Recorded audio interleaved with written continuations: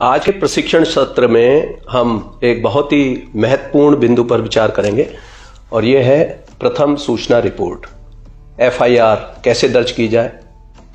मेरे पास बहुत सी शिकायतें आती हैं कि हमारी एफआईआर थाने पर नहीं लिखी जा रही, तो इसके लिए जो विधि के प्रावधान है उनके संबंध में आपको बताऊंगा। सबसे पहले इसमें जो चैप्टर 12 है, अध्याय 12 दंड प्रक्रिया संहिता का, सीआरपीसी का, उसकी जो धारा 154 है वो बहुत ही महत्वपूर्ण है। उसमें दिया गया है कि अगर किसी भी संज्ञेय अपराध की सूचना थाने पर इतला दी जाती है तो officer in-charge of the police station यानी कि एसएचओ या प्रभारी निरीक्षक जो इंचार्ज है उसका दायित्व है कि वह एफआईआर को दर्ज करेगा। यदि वो ओरली भी दी जाती है यानी कि मौखिक रूप से दी जाती है तो उसको रिड्यूस करेंगे राइटिंग में, लिखित में उसको कराएंगे और उसके बाद पढ़कर सुनाया जाएगा कि एफआईआर में क्या लिखा गया, उसका कंटेंट क्या है। तो इस प्रकार से एफआईआर लिखने का दायित्व एसएचओ का है। कई बार एफआईआर लिखने में आनाकानी की जाती है, कारण बहुत से हैं। जो मैंने अभी तक इसके कारण देखे हैं उसमें सबसे बड़ा कारण आता है भ्रष्टाचार। बहुत से लोग भ्रष्ट हैं, एफआईआर नहीं लिखना चाहते। बड़ी स्पष्ट डायरेक्शंस दी जाती हैं कि किसी भी अपराध को मिनिमाइज ना किया जाए, किसी भी अपराध को लिखने में कोई कोताही ना की जाए, लेकिन फिर भी कुछ लोग इस प्रकार की कार्रवाई करते हैं। तो उसके लिए भी अब प्रावधान बहुत ही स्ट्रिंजेंट बना दिए गए हैं। इसके बारे में मैं आपको बताऊंगा कि ऐसी स्थिति में आप क्या करें। उसके कारण कई हैं कि जिसमें एफआईआर लिखने में मना करने में, एक मैंने बताया भ्रष्टाचार, दूसरा कई बार हो सकता है कि मल्टीपल डायरेक्शंस हो। कई बार कोई पॉलिटिकल बॉसेस से या किसी इस तरह के हमारे जो वरिष्ठ अधिकारी हैं उनसे कुछ क्लियर डायरेक्शन अगर नहीं मिल पा रही है तब भी एफआईआर में डिले हो जाता है। कई बार कुछ घटनाओं को बढ़ा चढ़ाकर या झूठ बोलकर लिखाया जाता है जिसका एसएचओ को पहले से ही मालूम है, तो उसमें भी वो कई बार डिले करते हैं। लेकिन ऐसे सभी मामलों में आप क्या करें। अगर एफआईआर लिखने में थाने पर आनाकानी की जाती है तो उसके लिए प्रावधान है हमारा 154(3) में ही दिया हुआ है, जो सबसेक्शन 3 है उसमें दिया हुआ है कि उसकी इत्तला फिर जो पुलिस अधीक्षक हैं, जो डिस्ट्रिक्ट के एसपी हैं, उनको बाय पोस्ट, रजिस्टर्ड पोस्ट से भेजी जा सकती है। और ऐसी कंडीशन में अगर उसमें संज्ञेय अपराध बनता है तो पुलिस अधीक्षक इसको स्वयं रजिस्टर कराकर उसकी खुद ही इन्वेस्टिगेशन भी कर सकते हैं और अपने किसी भी सबऑर्डिनेट पुलिस अधिकारी को इन्वेस्टिगेशन के लिए सौंप सकते हैं। तो ये प्रावधान 154 सीआरपीसी में दिए गए हैं। अब इसमें कोई भी अगर इंफॉर्मेशन मिलती है एफआईआर के लिए तब उसमें क्या क्या होना चाहिए और उसमें आपको कॉपी किस प्रकार से दी जाएगी, मैं इसके बारे में बताऊंगा। यदि आपने एफआईआर लिखाई है तो इन्फॉर्मेंट को उसकी निशुल्क एक कॉपी तत्काल उपलब्ध करा दी जाती है। साथ ही जो एफआईआर लिखी गई है उसकी जीडी में भी एक एंट्री दर्ज की जाती है और इस पर सभी पर टाइम भी लिखा जाता है कि घटना का समय क्या है, घटना रिपोर्ट कब की गई है। तो इसमें कोशिश करनी चाहिए कि एफआईआर में सही तथ्य लिखे जाएं, उसका विस्तार पूर्वक लिखा जाए। कई बार कुछ चीज़ें छूट जाती हैं, जैसे कोई ओमिशन हो गया, आप जो है संकट के समय में है, आप पूरी तरह से नहीं देख पाए, तो एफआईआर में सभी फैक्ट्स का आना ये भी कोई जरूरी नहीं है। कुछ फैक्ट्स बाद में इन्वेस्टिगेशन के दौरान भी आ सकते हैं या बाद में अन्य गवाहों के बयान में भी आ सकते हैं। लेकिन एफआईआर लिखना बेहद आवश्यक है क्योंकि उसी के बाद हमारा जो क्रिमिनल जस्टिस सिस्टम है वो पूरा मूवमेंट में आ जाता है। तो एफआईआर अगर आपकी पुलिस के द्वारा फिर एसपी को भी अप्रोच किया तब भी नहीं लिखी जाती तो फिर इसका एक ऑप्शन और है जो धारा 156 है, उसमें 156(3) के तहत जो वहाँ के जुरिस्डिक्शनल जो मैजिस्ट्रेट हैं, जो जुडिशियल मैजिस्ट्रेट हैं, वो इस पर इन्वेस्टिगेट करने के लिए आदेशित कर सकते हैं। और इन्वेस्टिगेट करने का अर्थ है कि एफआईआर को पंजीकृत किया जाना। वर्ष 2018 में सीआरपीसी में संशोधन किए गए, काफ़ी महत्वपूर्ण है ये संशोधन भी। और इसमें एफआईआर के संबंध में एक निर्देश है कि यदि कोई महिला जो विक्टिम है वो दिव्यांग है, मेंटली या फिजिकली वो डिसेबल्ड है, चाहे टेम्परेरीली या परमानेंटली, तो ऐसी महिला के साथ यदि कोई अपराध घटित हुआ है, जैसे एसिड अटैक का अपराध हो गया 326 ए 326 बी, उसी की तरह फिर ये बलात्संग का है, या outraging modesty of A women 354 के केसेस हैं, या रेप के केसेस हैं जिसमें 376 और उसकी अन्य धाराएं जिसमें गैंग रेप भी है, और जो महिलाओं के साथ उनकी एज के अनुसार उसको कैटेगराइज भी कर दिया है। इस तरह के अपराध अगर घटित होते हैं तो उसकी एफआईआर तत्काल लिखनी चाहिए। और यदि वो चाहते हैं कि उनके जो प्लेस ऑफ कन्वीनियंस, जिस स्थान पर वो महिला है, वहाँ जाकर जो पुलिस स्टेशन इंचार्ज है उनको एफआईआर दर्ज करनी होगी और उसकी कॉपी एक निःशुल्क वहीं पर देनी होगी और तत्काल उसका इन्वेस्टिगेशन शुरू करना होगा।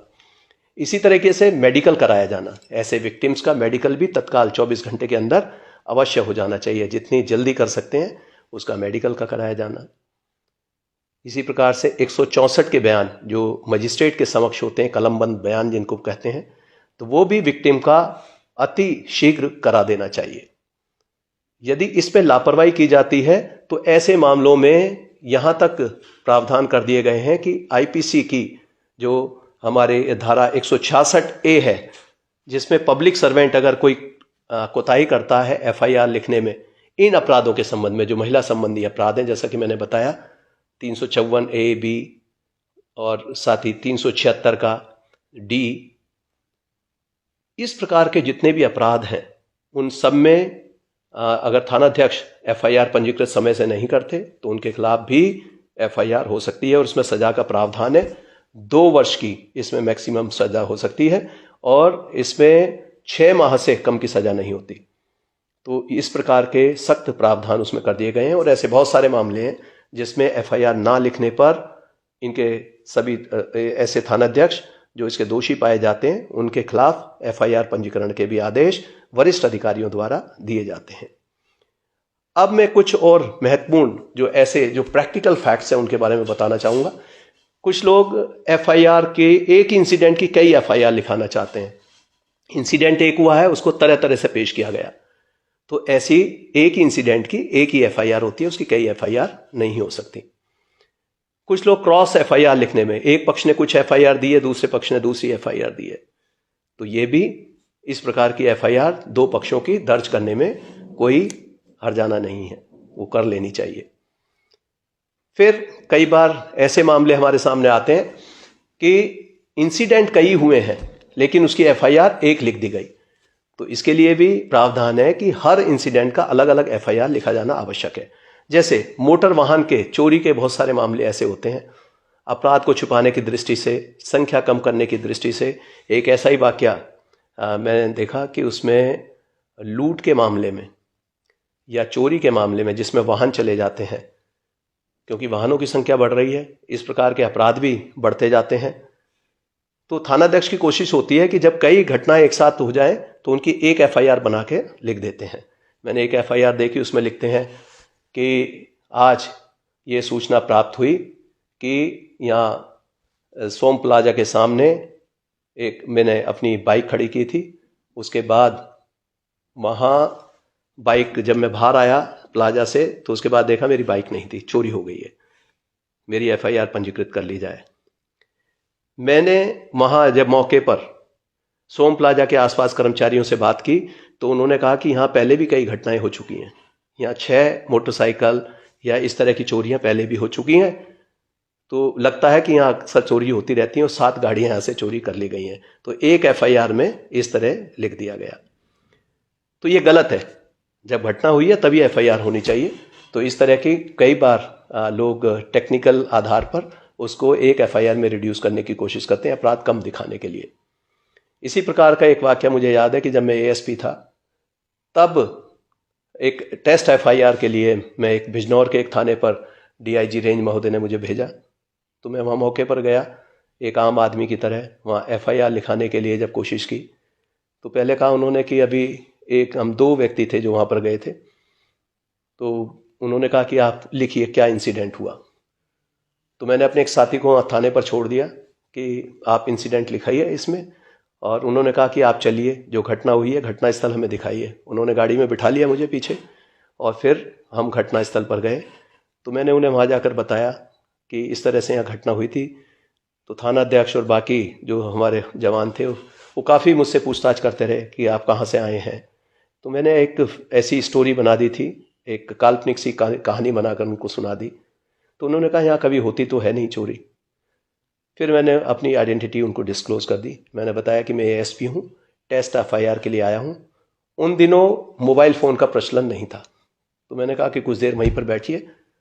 उनको बैठने के बाद करीब आधा घंटे मैंने वहाँ घटना स्थल पर बिताया, और उसके बाद जब हम वापस थाने पर गए तो तब तक जो मेरा साथी था उन्होंने अपनी एक एफआईआर दे दी थी, और चिक आधी काटी जा चुकी थी। मैंने फिर वहाँ जाकर मुंशी को, हेड मॉरियर को बताया, और थाना अध्यक्ष साथ में ही थे। उन्होंने बता दिया कि ये टेस्ट एफआईआर थी। तो वहीं से मैंने कैंसिल कर दिया कि ये टेस्ट एफआईआर है, उसको कट किया। फिर मैंने अपने साथी से पूछा कि क्या क्या आपको देखने में मिला, क्या कमियां मिली एफआईआर लिखने में। तो उसने बताया कि मैंने कहा था कि हमें इस तरह से हम पैसे लेकर आ रहे थे, अपनी बहन के रिश्ते के लिए यहाँ पर आए थे। कुछ पैसे हमने अपनी शर्ट में और कुछ बैग में रखे हुए थे। तो 5 लोग आए, उन्होंने हमारे पैसे छीन लिए और तमंचा दिखाकर भाग गए।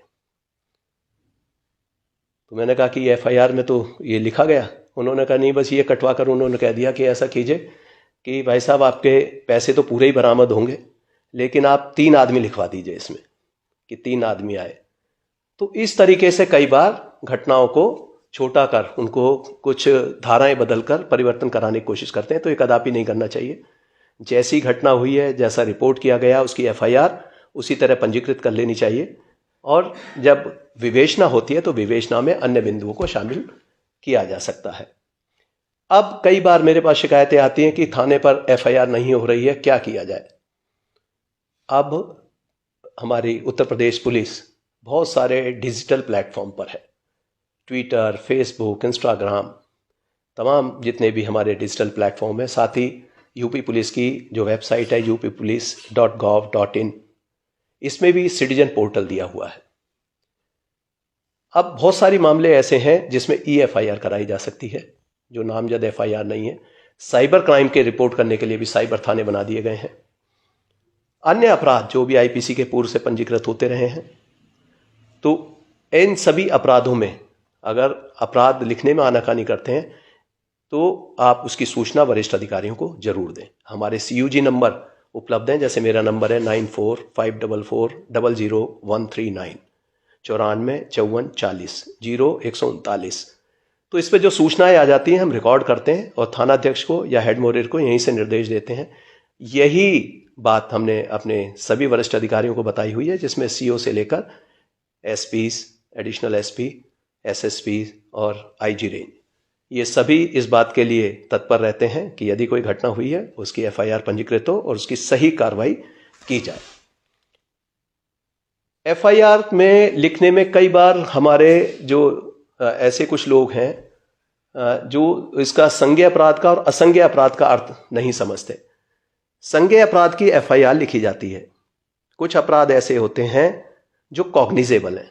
कॉग्निजेबल का अर्थ है कि जिन केसेस में बिना मजिस्ट्रेट की आज्ञा के पुलिस अधिकारी उसको दर्ज कर सकता है, उसमें इन्वेस्टिगेशन कर सकता है, उसमें बिना किसी वारंट के गिरफ्तारी कर सकता है। ये कॉग्निजेबल केसेस हैं, संज्ञेय अपराध जिन्हें कहते हैं। तो इनकी FIR लिखी जाती है। अगर FIR में जो आपकी एप्लीकेशन है उसमें यह कंटेंट बनता है कि वो संज्ञेय अपराध है, तब उसकी FIR लिखी जाएगी। कई छोटे छोटे ऐसे अपराध हैं जो असंज्ञेय अपराध हैं, जैसे 323 IPC का है, या अन्य ऐसे छोटे अपराध जिनमें सजाएं कम हैं। तो ऐसे मामलों में वो नॉन कॉग की श्रेणी में आ जाते हैं। नॉन कॉग्निजेबल ऑफेंसेस को हम उनको कहते हैं।